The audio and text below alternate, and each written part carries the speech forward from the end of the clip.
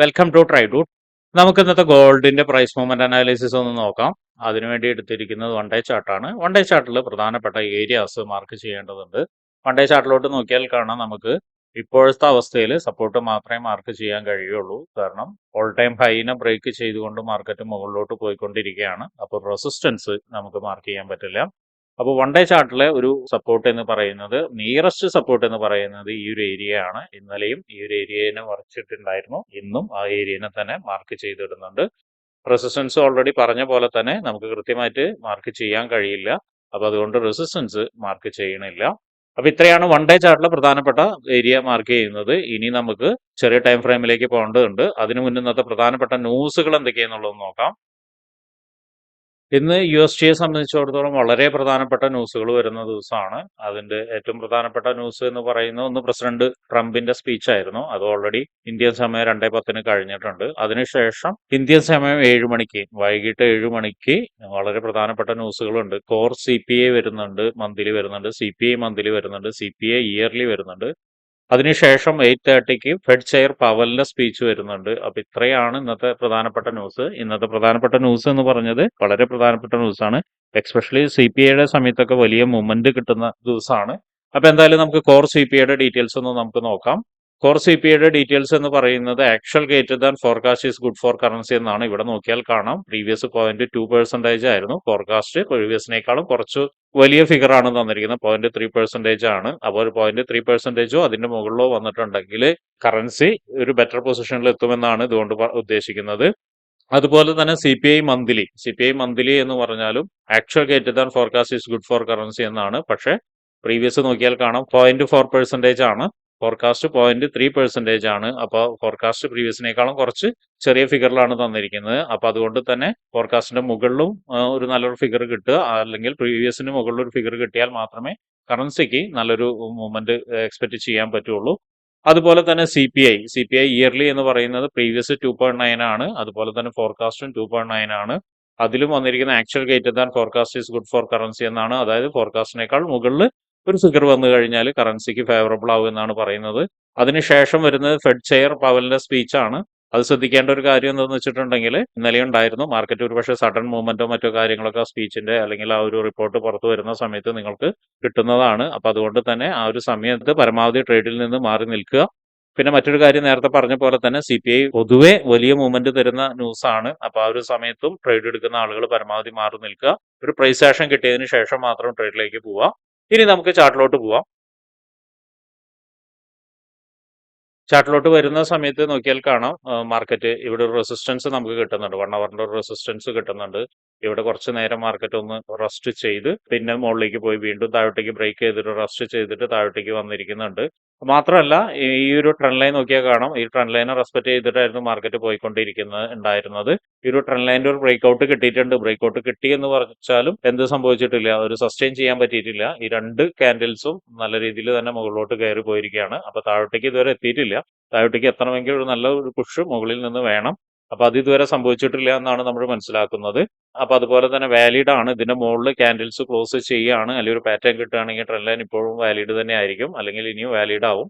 അപ്പോൾ അതൊന്ന് ഓർത്ത് വെക്കുന്നത് നന്നായിരിക്കും. പിന്നെ താഴോട്ടേക്ക് വരുന്ന സമയത്ത് നമ്മൾ നേരത്തെ വരച്ചിരിക്കുന്ന ഒരു ഡേയുടെ ഒരു സപ്പോർട്ടായിരുന്നു. ആ സപ്പോർട്ടിനെ ഒന്ന് അഡ്ജസ്റ്റ് ചെയ്തിട്ട് വരയ്ക്കുന്നുണ്ട്. നോക്കിയാൽ കാണാം, ഈ ഒരു ഏരിയയിലേക്ക് മാർക്കറ്റ് മൾട്ടിപ്പിൾ ടൈം വന്നിരിക്കുന്നത് കാണാം. മാർക്കറ്റ് ഒന്ന് റെസ്റ്റ് ചെയ്തിട്ടുണ്ടായിരുന്നു, വീണ്ടും അവിടേക്ക് സപ്പോർട്ട് എത്തിയിട്ടുണ്ട്. വീണ്ടും അതിന്റെ നിയറസ്റ്റ് വീണ്ടും സപ്പോർട്ട് എത്തിയിട്ടുണ്ട്. അപ്പോൾ ഡേയുടെ നേരത്തെ വരച്ച ഏരിയ ഒന്ന് അഡ്ജസ്റ്റ് ചെയ്ത് ഇടുന്നുണ്ട് 1 അവറിലേക്ക്. അപ്പൊ ഇത്രയാണ് സപ്പോർട്ട് ഏരിയ മാർക്ക് ചെയ്തിരിക്കുന്നത്. ഓൾറെഡി നമ്മൾ ഇവിടെ ഒരു സപ്പോർട്ട് മാർക്ക് ചെയ്തിട്ടുണ്ട്. അത് നോക്കിയാൽ കാണാം, മൾട്ടിപ്പിൾ ടൈം ഇവിടെ നിന്ന് മാർക്കറ്റ് നിന്നിട്ടാണ് മുകളിലോട്ട് പോയിരിക്കുന്നത്. അപ്പൊ പ്രധാനപ്പെട്ട ഏരിയാസ് എല്ലാം 1 അവറിൽ നമ്മൾ മാർക്ക് ചെയ്തിട്ടുണ്ട്. ഇനി നമുക്ക് 50 മിനിറ്റ്സിലോട്ട് പോയിട്ട് എൻട്രി സാധ്യതകൾ എന്തൊക്കെയാണെന്നുള്ളതൊന്ന് നോക്കാം. 50 മിനിറ്റ്സിൽ നേരത്തെ പറഞ്ഞ പോലെ ഒരു എൻട്രി വാലിഡ് ആവണമെങ്കിൽ നല്ലൊരു ക്യാൻഡിൽ മൂവ്മെന്റ് ഇവിടെ നിന്ന് തരണം. അതായത് ഇപ്പോൾ കിട്ടിയിരിക്കുന്ന റിജക്ഷൻ ക്യാൻഡിലിന് ഫോളോ ത്രൂ ആയിട്ട് നല്ലൊരു ക്യാൻഡിൽ ഇവിടെ തന്ന് ഇതിന്റെ മുകളിൽ, ഈ ട്രെൻഡ് ലൈനിന്റെ മുകളിൽ, എക്സ്പെഷ്യലി നേരത്തെ നമ്മൾ വരച്ചിരിക്കുന്ന ഈ റെസിസ്റ്റൻസ് ഏരിയയുടെ മുകളിൽ വരികയാണെങ്കിൽ നമുക്കൊരു എൻട്രി വാലിഡ് ആവും. അതെങ്ങനെയെന്ന് വെച്ചിട്ടുണ്ടെങ്കിൽ, ഈ റെസിസ്റ്റൻസ് ഏരിയയുടെ മുകളിലേക്ക് കയറി വീണ്ടും ഒരു സപ്പോർട്ട് എടുക്കാൻ വരാനുള്ള സാധ്യത കാണുന്നുണ്ട്. പ്രത്യേകിച്ച് നോക്കിയാൽ കാണാം, ഇവിടെ കുറച്ച് നേരം ഒന്ന് റെസ്റ്റ് ചെയ്തിട്ടുണ്ട്. മാത്രമല്ല ഇവിടെ ഒരു ഇംബാലൻസും ഉണ്ട്. ഒരുപക്ഷെ ഇംബാലൻസിൽ നിന്ന് വീണ്ടും സപ്പോർട്ട് എടുക്കാം, ഈ ട്രെൻഡ് ലൈനിലേക്ക് വരാം. അങ്ങനെ ഈ ട്രെൻഡ് ലൈനിലേക്ക് വരുന്ന സമയത്ത് നമുക്കൊരു എൻട്രി വാലിഡ് ആയി കിട്ടാനുള്ള സാധ്യത ഉണ്ട്. അപ്പോൾ ഇവിടെ നിന്ന് ഒരു എൻട്രി കിട്ടി കഴിഞ്ഞാൽ ഓൾ ടൈം ഹൈയിലേക്ക് വീണ്ടും ഒരു ടാർഗറ്റ് കിട്ടാനും സാധ്യത കാണുന്നുണ്ട്. സ്റ്റോപ്പ് ലോസ് എന്ന് പറയുന്നത് ഇങ്ങനെ കയറി പോകുന്ന സമയത്ത് ഒരുപക്ഷെ ക്യാൻഡിൽസ് എന്തെങ്കിലും ക്രിയേറ്റ് ചെയ്തിട്ടുണ്ടാവും, അല്ലെങ്കിൽ പാറ്റേൺ ക്രിയേറ്റ് ചെയ്തിട്ടുണ്ടാവും, അതിന്റെ സിങ്ങിലേക്ക് വെക്കാൻ ശ്രമിക്കുക. ഇതൊരു വലിയൊരു സ്റ്റോപ്പ് ലോസ് ആവും ഇവിടുന്ന് ഒരു എൻട്രി കിട്ടുകയാണെങ്കിൽ. അപ്പൊ അതുകൊണ്ട് തന്നെ ഒരു നല്ലൊരു സിങ് കണ്ടുപിടിക്കാൻ ശ്രമിക്കുക, അല്ലെങ്കിൽ നല്ലൊരു മൂവ്മെന്റം തന്ന ഒരു ഏരിയയുടെ തൊട്ട് താഴെ വെക്കാൻ ശ്രമിക്കുക. അപ്പൊ ഇതാണ് ഒരു ബൈ എൻട്രി എന്ന് പറയുന്നത്.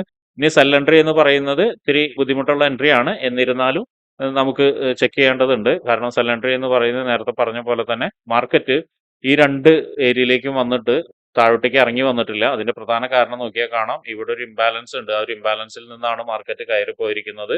അപ്പോൾ താഴോട്ടേക്ക് ഇറങ്ങി വന്നിട്ടില്ല. അപ്പോൾ ഒരു നല്ലൊരു സപ്പോർട്ട് കിട്ടുകയാണെങ്കിൽ, അല്ലെങ്കിൽ നല്ലൊരു റെസിസ്റ്റൻസ് കിട്ടുകയാണ്, റെസിസ്റ്റൻസ് എന്ന് പറഞ്ഞാൽ ഈ ഏരിയയിൽ നിന്ന് വീണ്ടും ഒരു വലിയൊരു വീഴ്ച വരികയാണ്, അല്ലെങ്കിൽ വലിയൊരു ക്യാൻഡിൽ റിജക്ഷൻ താഴോട്ടേക്ക് വരികയാണെങ്കിൽ ഈ ട്രെൻഡ് ലൈനിന്റെ താഴോട്ടേക്ക് വീണ്ടും വന്ന് നല്ലൊരു എൻഗൾഫിങ്ങോ അല്ലെങ്കിൽ വലിയൊരു റിജക്ഷൻ ക്യാൻഡിലോ മറ്റോ വരുന്നുണ്ടെങ്കിൽ നമുക്ക് ഇവിടെ നിന്ന് ഒരു സെൽ എൻട്രി നോക്കാം. അങ്ങനെ സെൽ എൻട്രി നോക്കുകയാണെങ്കിൽ അതിന്റെ ടാർഗറ്റ് എന്ന് പറയുന്നത് നേരത്തെ പറഞ്ഞ പോലെ തന്നെ ഈ ഒരു ഏരിയ വരെ, അതായത് നമ്മൾ നേരത്തെ വെച്ചിരിക്കുന്ന സപ്പോർട്ട് വരെ വരാനുള്ള സാധ്യത ഉണ്ട്. അവിടെ നിന്നും വലിയൊരു ക്യാൻഡിൽ റിജക്ഷൻ കിട്ടുകയാണെങ്കിൽ പിന്നെ ഒരു ടാർഗറ്റ് എന്ന് പറയുന്നത് 2830 വരെ വരാനൊക്കെ സാധ്യത കാണുന്നുണ്ട്. ഈ ഒരു ഏരിയയിലേക്ക് വരാനുള്ള സാധ്യത കാണുന്നുണ്ട്. എക്സ്പെഷ്യലി ന്യൂസ് ടൈം ആണെങ്കിൽ ഒന്ന് ശ്രദ്ധിക്കുന്നത് നന്നായിരിക്കും. കാരണം എന്ന് വെച്ചിട്ടുണ്ടെങ്കിൽ ഈ ഒരു സപ്പോർട്ട് ഏരിയയിലേക്ക് വന്നു കഴിഞ്ഞതിന് ശേഷം ഒരുപക്ഷെ സഡൻലി മുകളിലേക്കോ താഴോട്ടേക്കോ ഒരു മൂവ്മെന്റ് കിട്ടാനുള്ള സാധ്യത ഉണ്ട്. ഇപ്പൊ ന്യൂസ് ടൈമിൽ ട്രേഡ് എടുക്കുന്ന സമയത്ത്, അല്ലെങ്കിൽ ന്യൂസ് ടൈമിൽ ഓൾറെഡി ഒരു പൊസിഷൻ ഉണ്ടെങ്കിൽ പരമാവധി ക്ലോസ് ചെയ്യുന്നതായിരിക്കും നല്ലത്.